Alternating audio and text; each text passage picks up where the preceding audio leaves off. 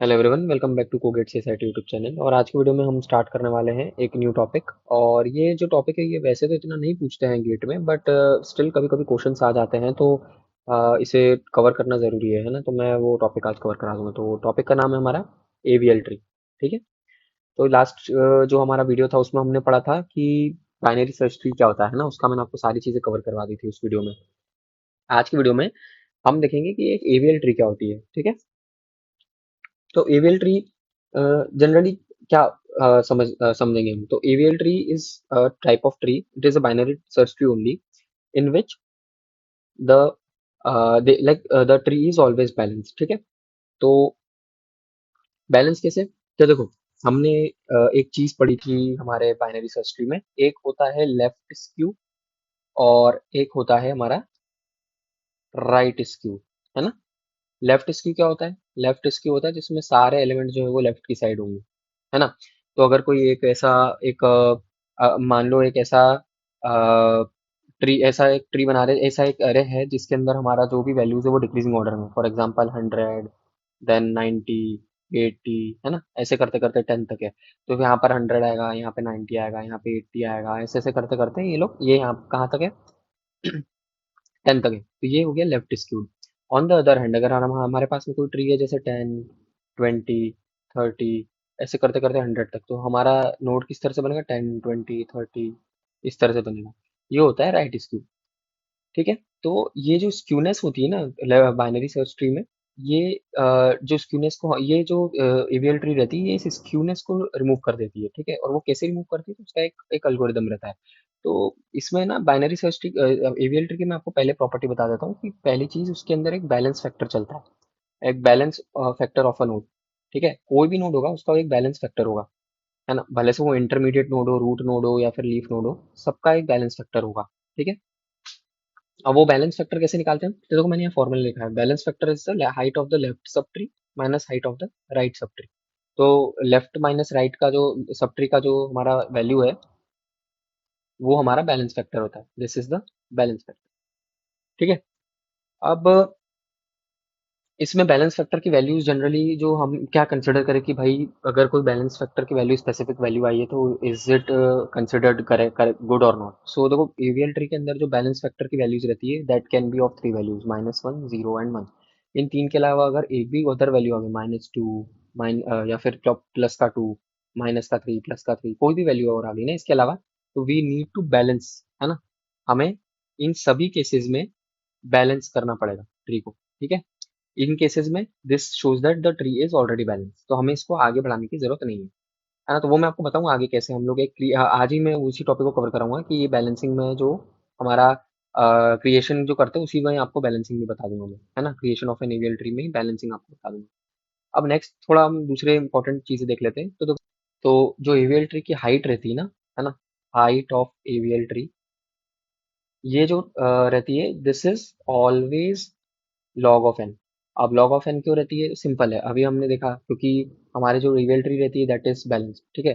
तो बैलेंस जो बैलेंस रहती है इसलिए हम लोग बैलेंस फैक्टर हमारा 1, -1 और 0 रहता है, तो ये कंसिडर करते हैं हम लोग। तो that's why this is considered as like, इसकी हाइट हाइट जो निकालोगे आप ट्राई करोगे तो वो लॉग एन आएगी, है ना। फॉर एन नोड्स हमेशा, ऐसा नहीं कि एन आ जाएगी, स्क्यूनेस रिमूव हो जाती है इसमें। ठीक है। तो लॉग एन ही रहती है हमेशा। ठीक है। ये नहीं रहती। ओके। सो ये आपको मैंने कुछ थोड़ी बहुत चीजें थी, है ना। और कुछ मैंने इंपॉर्टेंट पॉइंट्स यहाँ पर भी लिखे हुए हैं, वो भी हम देखते हुए चलते हैं। तो जैसे एक पॉइंट है कि एवियल ट्री के अंदर डुप्लीकेट्स अलाउड नहीं है। ठीक है। ये एक पॉइंट रहता है, इंपॉर्टेंट पॉइंट है कि एवियल ट्री के अंदर हम डुप्लीकेट्स को अलाउ नहीं करते हैं, है ना। अगर कभी डुप्लीकेट्स है तो क्वेश्चन आएगा ही नहीं जिसमें आपको बोला जाएगा कि एवियल ट्री बनाओ विथ डुप्लीकेट वैल्यू, है ना। That won't be possible. समझ लो। तो ये रहता है। और नेक्स्ट जो है हमारा इंपॉर्टेंट वो हम देखते हैं। तो नेक्स्ट है हमारा रोटेशंस। जनरली जो बैलेंसिंग होती है ना हमारे एवियल ट्री में, that is due to these type of rotations. One is R R rotation, then is L R rotation, then R L rotation and then L L rotation. ठीक है। अब ये क्या होती है? तो right right rotation, left right rotation, right left rotation और left left rotation, बस इतना ही फर्क है। ठीक है।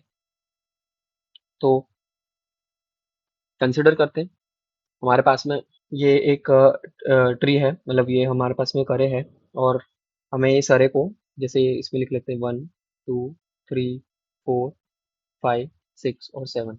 अब हमें इसी अरे को बनाना है, ठीक है, मतलब ईवीएल ट्री में कन्वर्ट करना है, तो वो कैसे करेंगे? तो देखो हम लोग स्टार्ट करेंगे, इस ट्रैवर्स करना है यहाँ लेफ्ट से राइट, लेफ्ट टू राइट, ठीक है। उसके बाद में हमें क्या करना है, जैसे मैंने लिखा 1 को हमने लिख दिया, ठीक है। फिर आया 2, 1 हो गया, अब 2 आया, तो 2 क्या है, 1 से बड़ा है, तो 2 को यहाँ रख दो, ठीक है। तो अभी मैं जब 1 को मैंने कैलकुलेट करा तो बैलेंस फैक्टर क्या था 1 का उस वक्त बैलेंस फैक्टर था 0, ठीक है। उस वक्त मतलब जब फर्स्ट टाइम रखा। जब 2 आया तो बैलेंस फैक्टर क्या हो गया, left minus right that is -1, तो दिस इज ऑल्सो एक्सेप्टेबल। हमारी जो एक्सेप्टेबल वैल्यूज है वो क्या क्या, -1 0 एंड 1, ठीक है। तो 1 हो गया हमारा, 2 हो गया, अब आया 3 आया हमारे यहाँ पे, है ना। अब यहाँ पे बैलेंस फैक्टर देखोगे 1 का कितना हो गया, हर नोट का देखना है बैलेंस फैक्टर, ये चीज रिमेंबर करना हमेशा, है ना। एवीएल ट्री में हर इस जैसे जो ये एवीएल ट्री के अंदर हमें सारे नोट्स का दिस दिस दिस जितने एक एक करके आप बनाओगे ना, डालते रहोगे नोट्स को, वैसे वैसे हर every time you insert a node, you have to check if the balance factor of each of that node present till now, सबका जो बैलेंस फैक्टर है that should be between this like out of these three values, ठीक है। अब हमने check करा 1 का हो गया -2, ठीक है, इसका हो गया -1, तो ये तो गुड है, ये भी गुड है, लेकिन ये गड़बड़ हो गया, है ना।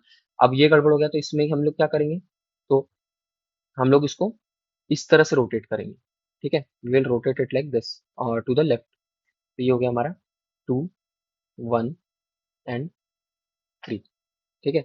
ये हमारा नया ट्री बन गया, ये हमारा ट्री हो गया। अब ये बैलेंस हो गया, अब इसमें आप हर किसी का चेक करोगे, इसका भी इसका भी इसका भी सबका 1 0 -1 इन्हीं तीन वैल्यू में से रहा। Now going to the next that is fourth, तो मैंने फोर्थ को यहाँ रखा। अब मैंने फिर से चेक करा 2 का क्या है, तो 2 का हो गया -1, 1 का तो हमारा है ही, 3 भी बैलेंस्ड है ना। 2 बस चेक कर लो क्योंकि ये ज्यादा बड़ा दिख रहा है, इसलिए क्या होगा जब प्रैक्टिस कर लोगे ना, तो अपने आप ही आप ना सिर्फ उन्हीं उन्हीं नोट्स को देखोगे जो इंपॉर्टेंट है। जैसे ये देख लिया, ये हमें दिख जाएगा क्लियरली कि यार इसका तो बैलेंस फैक्टर सीधे सीधे -1 है, इसका बैलेंस फैक्टर 0 है, तो ये हमें जरूरत नहीं पड़ेगी, प्रैक्टिस हो जाएगी। सिर्फ हम बड़े बड़े को देखेंगे, जैसे यहाँ 2 को देखा, और बढ़ेगा तो हम लोग फिर 2 को बाद में 3 को भी देखेंगे, तो वो सब चीजें करेंगे, है ना। वो सब फैक्टर्स रहते हैं, ठीक है। तो हमारा अभी जो, अभी हम इसको पीछे लिख लेते हैं, जैसे यहाँ पर लिख दिया 1 2 3 4 5 6 एंड 7, और हमारी ट्री कहाँ तक बन गई है अभी तक, ये हमारी 2 है, ये 1 है, ये 3 है, और ये 4 है ना। अब 1 हो चुका है, 2 हो चुका है, 3 हो चुका है, 4 हो चुका है, अब आएगा 5। 5 मैंने ये रखा है यहाँ पे, ठीक है। अब मैंने फैक्टर सबसे पहले नीचे से, हमेशा फैक्टर कैसे चेक करो, नीचे से ऊपर, मतलब सबसे पहले इसको चेक करो, फिर इसको, फिर मतलब सबसे पहले लोएस्ट लेवल, फिर उसके ऊपर और फिर सबसे ऊपर, इस तरह से, है ना, ताकि आप धीरे धीरे एक एक करके बैलेंस करते हुए चलो। अब क्या होगा, यहाँ पे 5 4 और 3 है, तो 3 का वैल्यू हो गया -2, ठीक है। तो हमें इस पहले सेक्शन को बैलेंस करना पड़ेगा, कौन सा वाला, ये वाले सेक्शन को। उसके बाद में हम इसका जो रहेगा तब की तब देखेंगे। तो कंसिडर करो ये हमारा जो बन जाएगा नेक्स्ट, वो क्या आएगा, 2 1 4, ठीक है। मैंने इसको भी इस तरह से रोटेट करा, ठीक है, 4 3 और 5, ओके, हो गया, ये हमारा हो गया, कंप्लीट हो गया। सिमिलर वे में हमारे पास 6 आएगा, 7 आएगा, तो 6 यहाँ डाला, सिमिलरली 7 यहाँ डाला। अब यहाँ पर हम लोग इसको फिर से करेंगे बैलेंस, तो क्या आएगा, 2 1, ठीक है, 4 3 6 5 और 7, दैट्स इट। ये हो गया हमारा tree, AVL tree.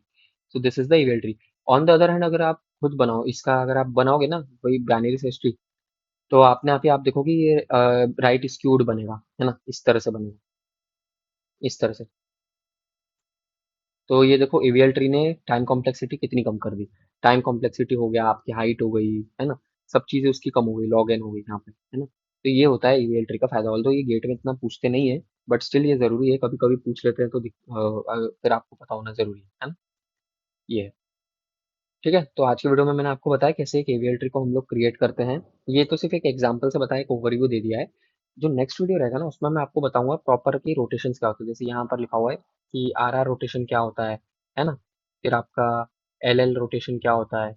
Similar way में जो दूसरे हैं एल आर और आर आर, एल आर और मतलब जो चार हमारे रोटेशन है ना, R R R L L R और एल एल, ये सारे का मैं जो आपको नेक्स्ट वीडियो में अच्छे से एक एक एग्जांपल के साथ में एक्सप्लेन करूंगा, ठीक है।